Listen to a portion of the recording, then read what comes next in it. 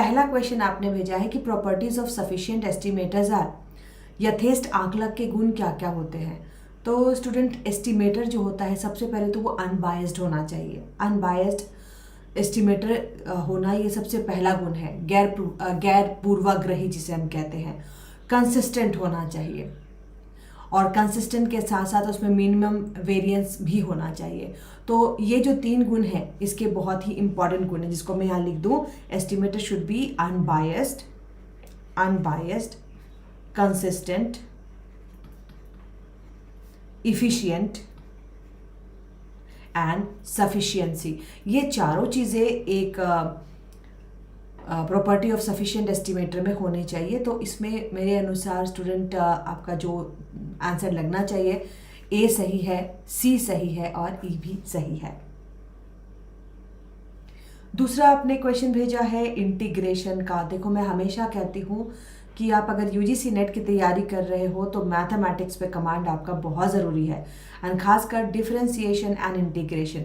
तो ये जो इंटीग्रेशन का मैथ है ये बिल्कुल बेसिक मैथ आपको दिया गया, बहुत कोई हार्ड मैथ नहीं था, लेकिन थोड़ा सा टेक्निकल है और उसको एज्यूम करके बनाना होता है। तो आपका देखो मैथ क्या दिया गया है, इंटीग्रेट करें x into root over x square -1 का, माइनस या है +1 का।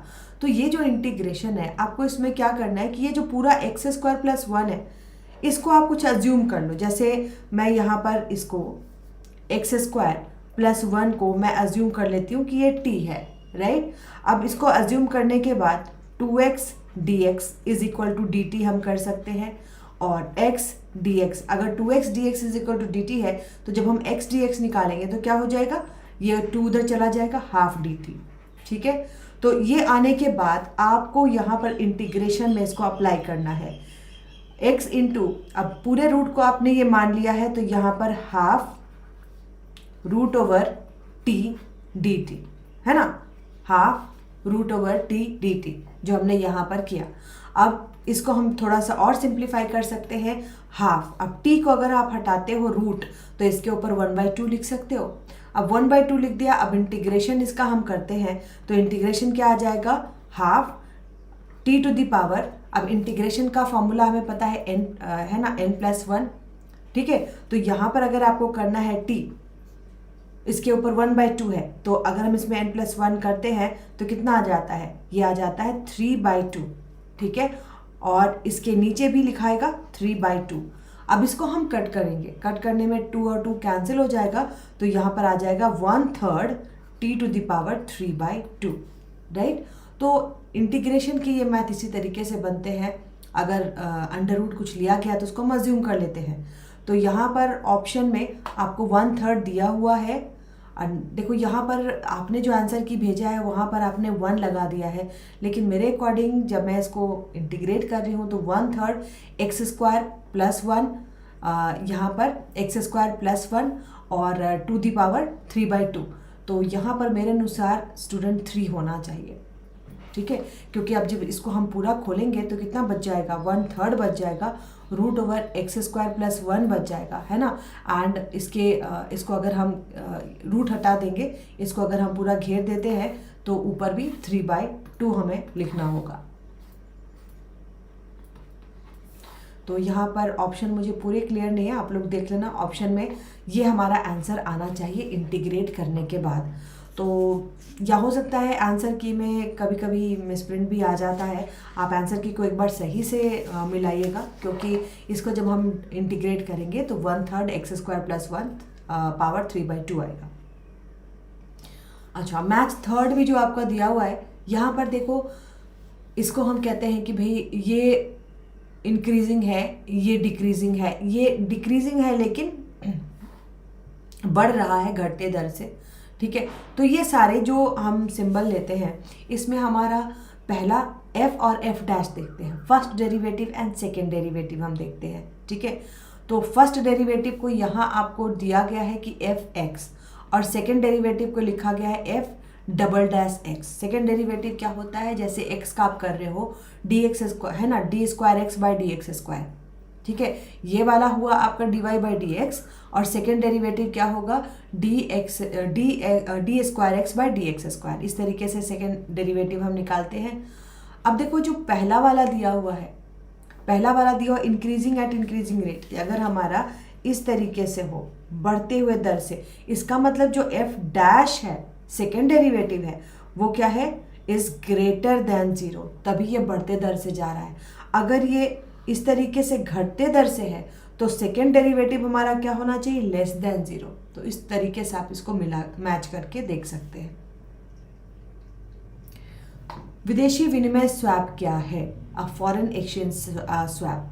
तो देखो यहाँ भी आपने आपके आंसर की में आपने 4 लगाया हुआ है, लेकिन फॉरेन एक्सचेंज स्वैप जो होता है purchase of a currency in spot market हम इसको नहीं कहते, हम इसको क्या कहते हैं स्वैप इंटरेस्ट पेमेंट का होता है ना। अगर हमने किसी एक करेंसी में लोन लिया है और उसका इंटरेस्ट जो है उसको दूसरी करेंसी के इंटरेस्ट रेट, दूसरी करेंसी जो है उससे हम स्वैपिंग करते हैं, राइट। और ये जो होता है simultaneous purchase and sale of currency, it is what simultaneous sale and purchase of currency, है ना। हम किसी मुद्रा का क्रय और विक्रय करते हैं टू डिफरेंट डेट्स, ठीक है, फ्यूचर मार्केट्स में इसको हम करते हैं। तो sale and purchase of a currency in forward market इसका आंसर होना चाहिए। और spot sale of a currency combined with the forward purchase of that currency, 4 तो इसका आंसर नहीं होगा। तत्काल बाजार में मुद्रा के क्रय को विदेशी विनिमय स्वैप नहीं कहते हैं। अच्छा, इसके बाद क्वेश्चन नंबर 3 जो आप लोगों ने दिया है प्रोबेबिलिटी का जो ये एक्सियम थियरी है। प्रोबेबिलिटी की एक तो हम सिंपल पढ़ते हैं, एक हम उसकी प्रोबेबिलिटी एक्सियम थियरी पढ़ते हैं। तो प्रोबेबिलिटी एक्सियम थियरी बेसिकली जो है, अगर हम सैंपल इसमें प्रोबेबिलिटी एक्सियम थियरी क्या होता है कि प्रोबेबिलिटी की जो वैल्यू होती है 1 से 0 के बीच में होती है, पहली बात तो हम ये कहते हैं। दूसरी बात सैंपल स्पेस जो होता है इज इक्वल टू 1 होता है। और तीसरा जो प्रोबेबिलिटी ए है इट्स ग्रेटर देन और इज इक्वल टू 0। तो यहाँ पर आपका पहला ऑप्शन भी सही है और दूसरा ऑप्शन भी सही है। तो ये जो ऑप्शन लगाया हुआ है 1 वो मेरे अनुसार करेक्ट है। Which of the following is not true in case of incidence of tax? Incidence क्या होता है? कर भार, इम्पैक्ट मतलब कराघात। कर भार लगने से जिस वस्तु पर कर भार पड़ रहा है उसके संबंध में क्या सही नहीं है? तो कर लगाने से कीमत बढ़ती है, गुणवत्ता में कमी आती है। तो ये पहला ही ऑप्शन जो है वो सही नहीं है।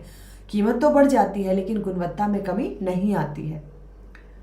ये आपको मैच करने के लिए दिया गया। तो जनसंख्या वृद्धि दर, ये तो स्टूडेंट बहुत ही सिंपल है, आप बुक से इसको मिलान करके देख सकते हैं। तीसरा आपने दिया है कि जब MPS marginal propensity to save 0.25 हो और खर्च में प्रारंभिक वृद्धि जो है वो 100 रुपीज़ है, एक्सपेंडिचर जो है आपका वो 100 रुपीज़ है, स्वायत्त खर्च, ठीक है। तो खर्च गुणांक, यहाँ पर आपसे एक्सपेंडिचर मल्टीप्लायर पूछा जा रहा है।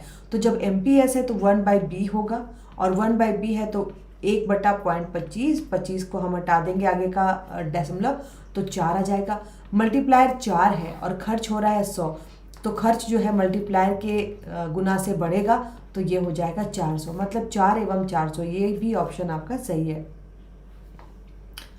IADP प्रोग्राम, देखो IADP प्रोग्राम 1960 का था और आपने ये जो भेजा है इसमें आपका जो ऑप्शन किया हुआ है 63, 64, तो ये गलत है। दिस इज ऑफ 60 to 61, ठीक है। And what is the motto of G20? G20 का जो सम्मेलन है स्टूडेंट, ये G20 का सम्मेलन अभी होने वाला है ना। जो ये मीटिंग है ये 2023 सितंबर 2023 में निर्धारित की गई है और इसका जो मोटो है 1 अर्थ 1 फैमिली 1 फ्यूचर, 1 अर्थ 1 फैमिली 1 फ्यूचर। तो ये भी ये ऑप्शन गलत लगाया हुआ है, ऑप्शन नंबर 4।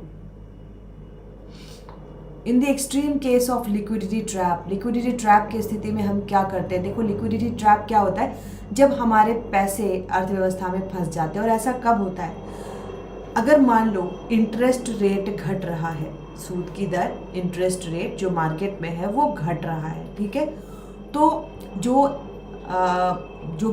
जो भी इन्वेस्टर्स हैं वो एक एक्सपेक्टेशन रखते हैं कि ये रेट जो है वो बढ़ सकती है। हमारी प्रत्याशा क्या होती है कि ये दर बढ़ सकती है फ्यूचर में। तो किसी भी कैपिटल लॉस को अवॉइड करने के लिए, हमें किसी प्रकार की हानि ना हो, है ना, तो यहाँ पर जब इंटरेस्ट रेट बढ़ता है और एक्सपेक्टेशन हमारा क्या है कि ये बढ़ सकता है, इंटरेस्ट रेट घट रहा है लेकिन एक्सपेक्टेशन है कि बढ़ सकता है, तो बॉन्ड की प्राइसेस जो है वो क्या होती है, वो घटने लगती है।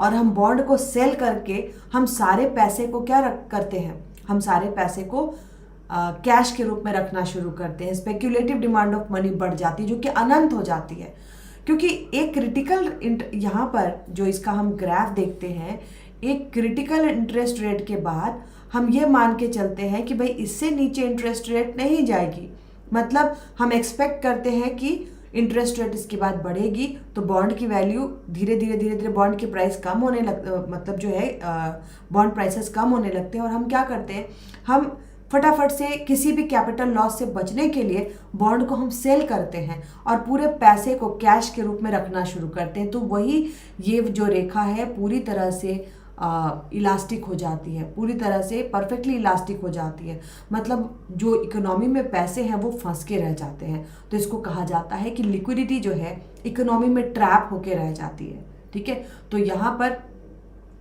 There will be tendency to buy bonds, गलत है। Most of the investor will show bearish, गलत है। Cash will be less preferred, गलत है। Price of the bond will be low, ये सही है। न्यूनतम वर्ग आकलन अनुमान, न्यूनतम वर्ग आकलन अनुमान या जिसको हम इनडायरेक्ट लीस्ट स्क्वायर मेथड जो है, इसमें स्टूडेंट सबसे पहले तो कि आइडेंटिफाई हम करते हैं, है ना, सबसे पहले स्ट्रक्चरल इक्वेशन को आइडेंटिफाई करते हैं। आइडेंटिफाई करने के बाद application of OLS method, then obtaining reduced equation, और उसके बाद student obtaining structural coefficient and then use the model for policy. तो ये जो कुछ क्वेश्चंस आपने भेजे हैं ये बिल्कुल ही मैथमेटिकल क्वेश्चंस भेजे हैं, कॉन्सेप्चुअल भी आप भेज सकते हैं।